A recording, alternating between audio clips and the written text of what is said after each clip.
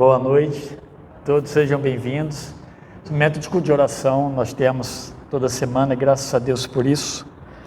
Vamos orar nesse momento, meus irmãos, e logo após vocês abram suas Bíblias na primeira carta de Paulo aos Tessalonicenses, capítulo 5, os versos 16 até o 18.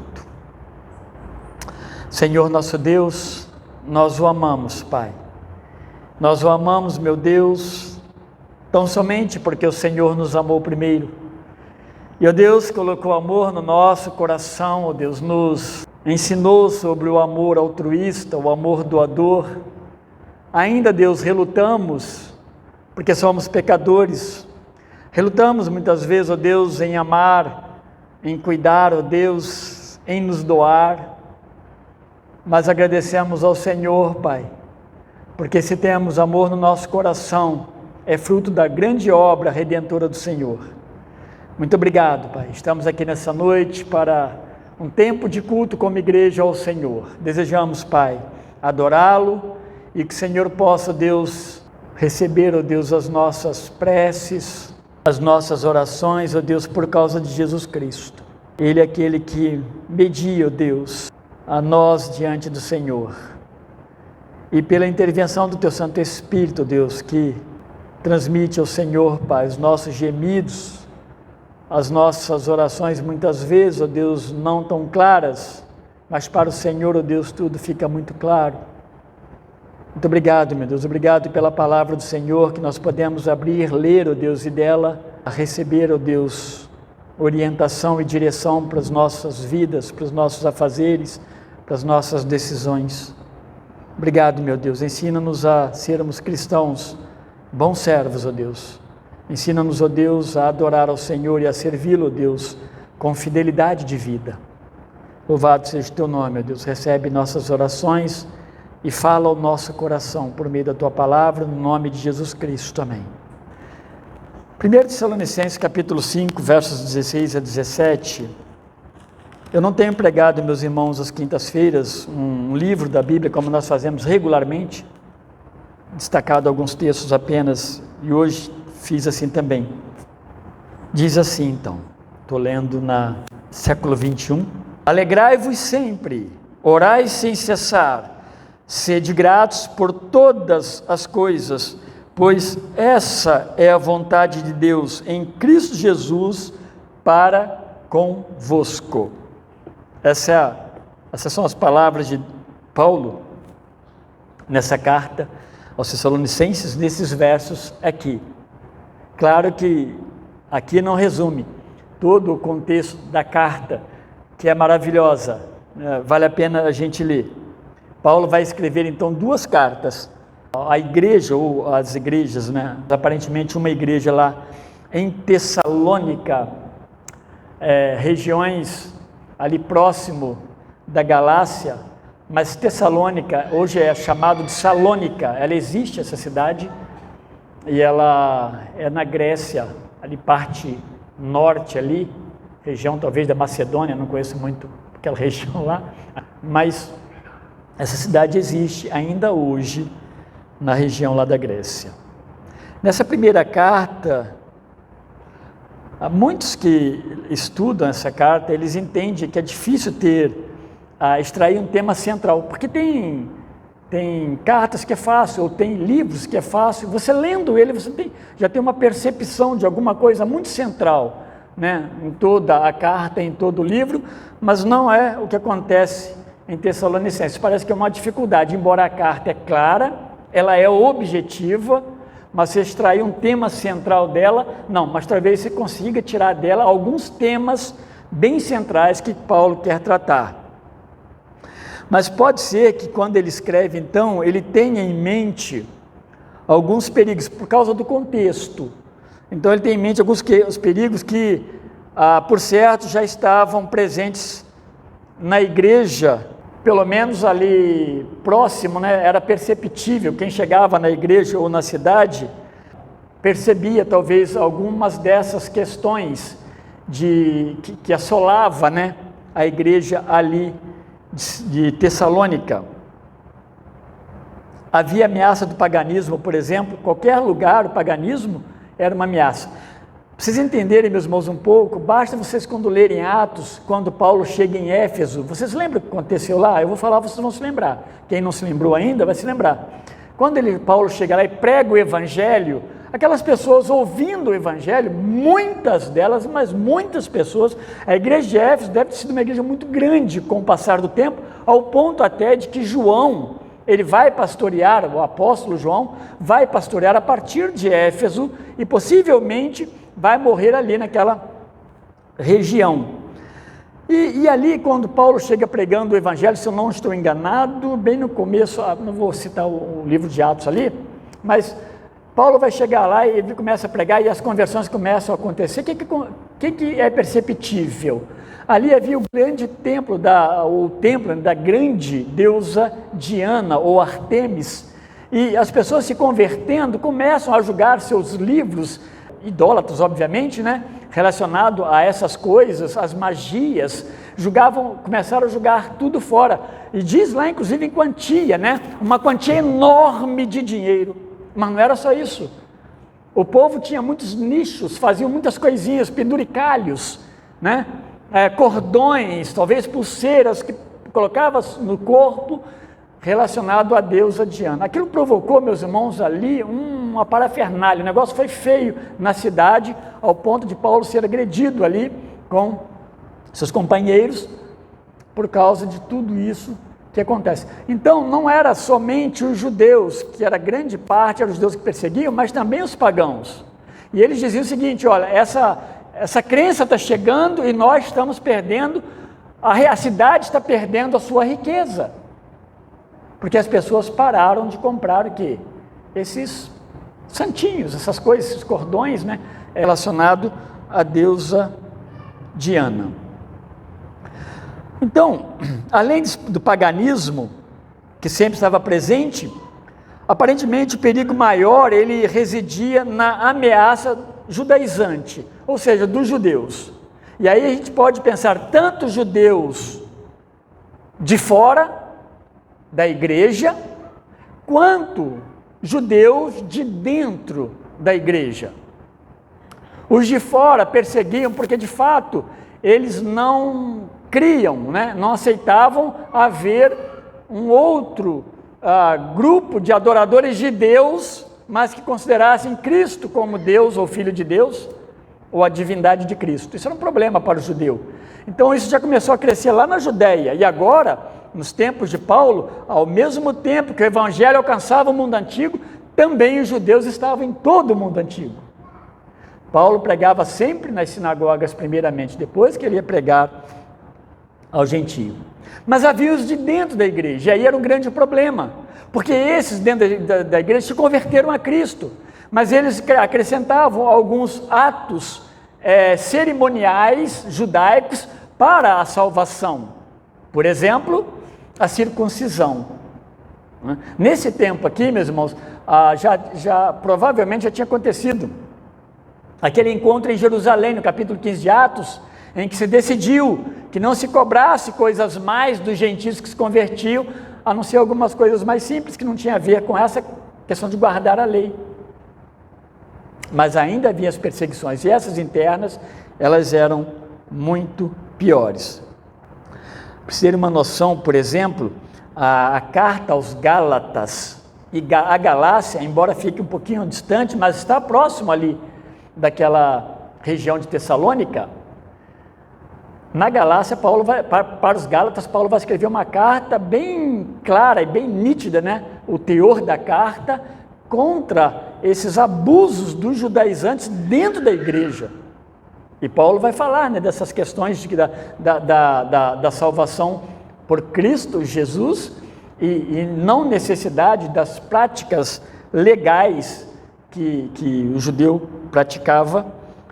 Então o medo é que Paulo está escrevendo dentro de um contexto de possível, né, acontecimento já na igreja, talvez um conhecimento prévio que ele já tivesse, ou o temor mesmo desse alastramento de chegar também na igreja de Tessalônica, essa aversão, na verdade não podemos falar aversão, mas essa tentativa dos judaizantes de anexar ao evangelho para algumas práticas judaicas que já morreram, né, com a vinda de Cristo Jesus.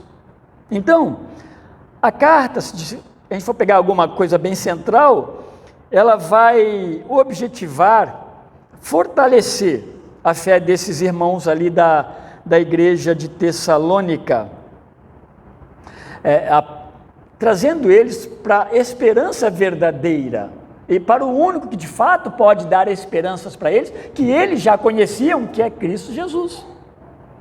Então Paulo está escrevendo uma carta, ela está cheia de palavras de esperança. Quando Paulo fala, por exemplo, da volta de Cristo, há uma doutrina muito boa aí para nós entendermos, mas ele está falando também para eles no sentido de esperança. No capítulo 4 e 5, ele está falando, olha, há esperança para quem crê em Jesus Cristo. Nós temos esperanças, né? Então Paulo está fortalecendo a fé daqueles irmãos. Então ele primeiramente, vamos pensar aí, pensando no verso 16, né? Ele admoesta, para quê? Para que eles se alegrassem em Cristo. E aí a gente consegue entender esse meiozinho, né, que nós pegamos e destacamos. Alegre-se em Cristo, por causa de quê? Há muitas perseguições, elas estão presentes, não há como escapar. E não é perseguição do Estado propriamente, havia o problema com o Estado romano, sim, questão de fé, questão de religião, mas o Estado romano talvez ele envolvesse muito menos, né, com essas coisas do que os próprios judeus e os próprios pagãos, né, daqueles dias ali de Tessalônica. Então, ele está mandando se alegrar em meio a essas tribulações. Então você já tem Cristo. A ideia é que isso nos é suficiente. Agora, meus irmãos, vamos entender uma coisa. Nós precisamos ter esse sentimento da suficiência de Cristo, porque senão nós não conseguimos lidar com as adversidades. Elas virão e nós vamos sucumbir, porque a suficiência de Cristo, e aí eu não estou dizendo que nós temos as nossas lutas, nós temos as nossas fraquezas, é óbvio que sim, mas que não pode derrubar o nosso interior, aquilo que Deus fez no nosso coração. Paulo está falando para se alegrar, porque na verdade eles tinham Cristo. Então Paulo não está falando do externo, ele está falando do interno. Vocês têm Cristo. Essa é uma ideia bem central, uma mensagem bem central nessa carta, porque Cristo é uma realidade na vida deles, como Cristo é uma realidade na sua vida, na minha vida também. Então, eles aguardavam por isso a volta de Cristo com grande expectativa, com muita esperança. Então, Paulo está falando assim, alegrai-vos sempre, sempre, não apenas em alguma ocasião. E aqui o alegrar-se não é você estar, né, dando gargalhadas o tempo todo, mas é uma alegria que domina o seu coração, em que aquilo que está fora, que é uma realidade também, e que deve ser encarado e tratado, o qual você vai orar, e ele vai falar aqui também sobre isso, do qual você vai tratar diante de Deus, é uma realidade. Mas ele diz, olha, alegrem-se, porque vocês já pertencem a Cristo Jesus. Há uma esperança. Esse Cristo, ele vai voltar, e Paulo descreve isso nessa carta. Mas Paulo vai chamar a atenção deles para uma alegria, né, que muitas vezes ela foge desse viver diário nosso, principalmente no caso deles, devido às fortes perseguições que eles sofriam, né, no dia a dia. Eles deviam encontrar então espaço para que tipo de alegria, né? Uma alegria de maneira a parar de viver ou mesmo viver reclamando, porque muitas vezes, meus irmãos, a falta dessa perspectiva, essa realidade de Cristo em nós, e essa não percepção, ou essa dar oportunidade para as coisas que acontecem no dia a dia, e eu acabei de falar que elas são uma realidade elas tendem a sufocar muitas vezes a fé. Quantas vezes você vê pessoas cristãs, elas desesperadas? A gente, graças a Deus, não vê isso aqui, pelo menos eu não vejo tanto, eu não percebo, mas pode acontecer. Quantas pessoas elas estão numa igreja, e uma igreja que lhes ensina o Evangelho, fala do amor de Cristo, há uma verdade na adoração dessa igreja, mas o desespero da pessoa é tanto, talvez por uma doença ou uma outra necessidade, que ela vai batendo de porta em porta, sejam igrejas, ou seja, na casa de pessoas, num desespero, que talvez ela nem parou ainda para orar ao Deus, o grande Deus que a salvou antes da fundação do mundo. Isso é uma coisa incalculável em termos de tempo e de alcance, mas acontece isso. Então, às vezes a pessoa pensa em tudo que é ruim, até mesmo tirar a vida, quantas vezes, e não se alegrar profundamente no Deus que a resgatou da condenação eterna. E até porque, meus irmãos, a nossa vida aqui, não é ela que nós estamos, nós vivemos essa vida de uma forma passageira, mas a promessa de Deus é algo eterno para os seus filhos. Então a gente tem que encontrar espaço, né, para essa alegria interna dominar, né, as situações externas. Então, embora estivessem alegres no Senhor, essa alegria da presença do Espírito Santo, a alegria das promessas eternas, essas alegrias então, deveriam comandar as suas reações diante das provações exteriores. O judeu, ele está trazendo uma porção de coisas que nos perturbam, o judaizante, né? Aos pagãos estão fazendo ameaças. Pedro fala sobre isso quando ele escreve a carta, na sua primeira carta. Pedro fala: olha, vocês estão como excluídos. E sabe por quê, meus irmãos? Mas vivam. E se a exclusão de vocês é porque vocês não querem mais o pecado, é agradável essa exclusão. Vivam essa exclusão, mas vivam temendo a Deus. Por quê? Porque pela conversão daqueles irmãos da diáspora, que Pedro escreve, eles não participavam mais dos festejos pagãos que tinham, porque eram muito intensos em relação à idolatria. Então eles passaram a ser rejeitados pela sociedade. Vocês conseguem imaginar o que significa isso? Imagina isso no nosso dia.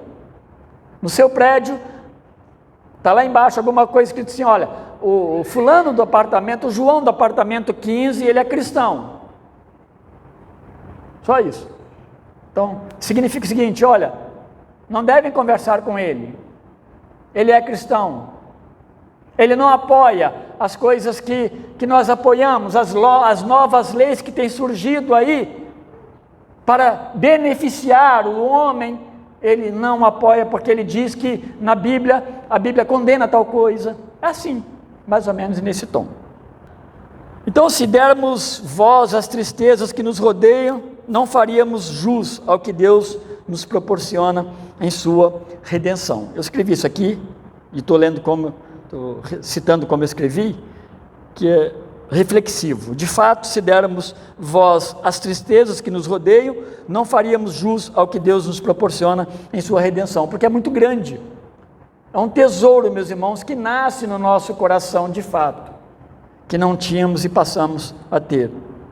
Mas na sequência, Paulo vai dar uma diretriz em como pode ser resolvido esse impasse de quando a tristeza invade o nosso ser e às vezes tenta roubar a paz do nosso coração. Então ele fala o seguinte: ore a Deus, ore sem cessar, ore incessantemente. Aí no verso 17, na continuidade.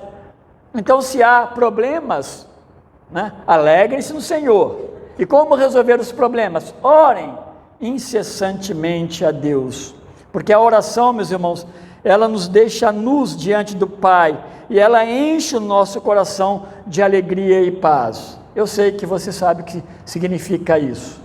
Orar a Deus talvez depois de um tempo tenebroso, e você de fato não vê resposta humanamente, seus olhos não alcançam, mas você fica em paz. Você fica em paz. São coisas, meus irmãos, que só Deus pode fazer. A gente não vai encontrar isso nas pessoas. Elas no máximo podem ser instrumento de Deus para nos abençoar. Mas Deus acalenta o nosso coração. O próprio Senhor Jesus Cristo, a gente na pregação de João, quando estou pregando João, domingo agora vamos pregar mais uma perícope lá do Evangelho de João, a gente vai ver que ele agora vai estar falando de Jesus, ele está falando da sua ida, mas também da permanência do Espírito Santo, porque nunca foi da vontade de Deus nos deixar sozinhos e solitários. Esse é o cuidado de Deus. A oração, então, ela acalma-nos, né, e nos mostra, nos aponta novas perspectivas. Quando oramos, Deus vai falando ao nosso coração, vai nos trazendo lembranças de textos, de versículos da palavra de Deus, de sofrimentos de servos de Deus, servas de Deus. Ele vai mostrando, ele vai trazendo à luz coisas que nós passamos então a enxergar, e o Espírito Santo vai movendo o nosso coração. Essas, meus irmãos, são as maravilhas que nós precisamos desfrutar com muito mais propriedade no reino de Deus e como filho de Deus. Então, quando nós oramos, Deus nos responde por meio da sua palavra e pela ação do Espírito Santo. E incessantemente, não é ser um tagarela, né, que não para de falar. Aliás, Jesus condena esse tipo de oração repetitiva, persistente, já sem motivo, porque você quer alguma coisa que na verdade Deus já te respondeu há muito tempo. A ideia não é uma oração de 24 horas, e depois emenda mais 24 horas. A ideia de quando Paulo escreve orar sem cessar é não abrir de mão na sua regularidade de oração, seu horário de oração, sua regularidade. Eu não sei como é que você faz, mas é não abrir mão disso. A gente não deve diminuir nosso tempo de oração, devemos acrescentar, né? Então, a ideia de Paulo, esse orar sem cessar, é não parar de orar, mas não é orar o tempo todo, como se não parasse de falar, mas é você não cessar de orar. Aí é diferente, tá? Então, ore sem cessar. As circunstâncias, ela jamais então deve roubar essa oportunidade especial da gente poder falar com o nosso Deus. Eu creio, meus irmãos, que talvez possa ser mais difícil, pelo menos possa parecer mais difícil a gente orar no momento de turbulência. Você já percebeu isso? Quando as coisas estão pegando, né? E você começa a resolver as coisas. Eu lembro de um irmão, eu já falei algumas vezes, irmãos, perdoe, quem já sabe da história, por isso que eu resumo, tá? E ele falava, olha, quando vocês, se um dia vocês me encontrarem em alguma situação, por exemplo, de enfermidade, caído em algum lugar, seja aqui na igreja, seja na minha casa, seja numa rua, se estiverem comigo, se você for um servo de Deus, dos que estão me ouvindo aqui, ou souber, né, que há um servo de Deus, peça por favor, que antes de chamar a ambulância e o médico, parem e orem a Deus por minha vida. Então, eu sempre achei isso muito maravilhoso, porque é o que deve ser feito. Eu sei que a gente no desespero, a gente faz todas as coisas, Deus não nos vai condenar para o inferno, porque nós chamamos primeiro a ambulância, depois oramos. O que está aqui, meus irmãos, é o cerne, talvez, a base do que deve ser feito, né? Talvez possamos fazer as duas coisas, talvez possamos ligar, mas imediatamente orar a Deus. Vocês entendem que às vezes a gente começa, aí liga para a ambulância, daí começa a socorrer a pessoa, começa a fazer uma porção de coisa, então depois que ela está lá na UTI ou alguma coisa, sem tratamento que seja, nós vamos falar assim, puxa vida, vamos orar e vamos pedir aos irmãos para orar. Eu até acho que nós somos muito vergonhosos nos nossos pedidos de oração no grupo da igreja. Será por que nós fazemos tão pouco? Eu sei que alguns pedem. Será por que nós fazemos tão pouco? Nós não cremos na oração? Creio que não. Por que nós pedimos tão pouco? Por que nós não falamos para a nossa igreja para orar por nós, pelas nossas turbulências, né? Eu estou nesse grupo também. desses que fazem pouco. Mas eu gosto, meus irmãos, quando os irmãos pedem oração. Eu sei que ele está precisando de oração.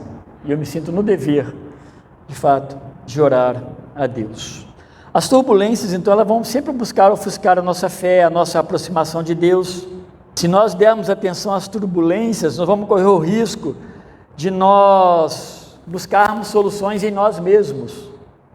Porque as turbulências, elas vão nos ocupar e não vão nos deixar olhar para aquele que tem o maior recurso, o grande recurso. E aí virão as tristezas, aí nós vamos arregalar os nossos olhos para os problemas, os nossos corações vão ficar cansados e nós vamos ficar desanimados. Por isso que é importante orar. Tenta fazer todas as coisas, mas não esquecer nunca de orar a Deus. Eu estou falando de orações de emergência, Paulo está falando de orar sem cessar. Sempre orar a Deus. Então precisamos falar com o Senhor com frequência. E é assim que os judeus faziam. Eles oravam em 3 momentos do dia, isso era certo. Naqueles 3 momentos ninguém mudava o curso deles. Podia haver ali vícios, coisas, mas eles oravam. Agora lembre de Daniel, que fazia a mesma coisa. Quanto Deus abençoou Daniel. Por quê? Daniel, além de fazer isso, não é porque Daniel orava 3 vezes ao dia, porque Daniel era sincero diante do Senhor nas suas orações. Ele orava a Deus sempre e orava também com sinceridade. É assim que eles faziam, é assim que os apóstolos aprenderam a fazer. Então Pedro, Tiago, João, eles iam orar nesses horários, eles continuaram preservando. Há problema nisso? Não, isso não é legalismo, mas eles continuavam orando sem cessar. Agora, olhamos para o próprio Cristo. Quantas vezes, a gente vê Jesus Cristo se distanciando, ou chamando os apóstolos que foram orar com ele, mas dormiram, ele orando a Deus. Essas são coisas maravilhosas, meus irmãos. Há sim o cuidado de Deus por nós e a certeza de que Deus ouve as nossas orações, porque a Bíblia está recheada dessas orientações. Finalizando nesse raciocínio, dar graças a Deus em tudo pode fazer parte da sua própria oração. Ore e dê graças a Deus, e sede grato por todas as coisas. Mas ele diz que, porque essa é a vontade de Deus em Cristo Jesus para convosco. Então, dê graças em todas as coisas. A gente está falando de perseguição. A gente está num país cheio de problemas, cheio de pessoas com seus posicionamentos equivocados, suas decisões equivocadas. Está mesmo, nós estamos nesse país. Precisamos orar a Deus. Precisamos falar com o Senhor para que ajude-nos nessas situações. Então, meus irmãos, temos que orar a Deus pelos problemas, pelos desempregos, pelas enfermidades, pela igreja, pelo nosso crescimento. Precisamos orar a Deus. Precisamos ser gratos a Deus, precisamos falar com o Senhor dos nossos pecados, confessá-los a Deus, pedir perdão. Tem tanta coisa que nós temos que agradecer a Deus. Experimente, fazer um tempo de oração, de gratidão a Deus, pelo menos um período da sua oração. Quanta coisa você começa a imaginar, pensar, você deve agradecer a Deus por tudo isso. Dar graças a Deus é uma oportunidade de você poder falar com Ele. Nem tudo vai estar bom ou bem, na nossa vida, mas Deus é o nosso Senhor, é Ele que é o nosso provedor, aquele em que nós confiamos, aquele que verdadeiramente cuida de mim e de você. Sabendo disso, nós temos então um Deus que nos dá toda a segurança para o nosso viver, porque vivermos desnorteados, perdidos.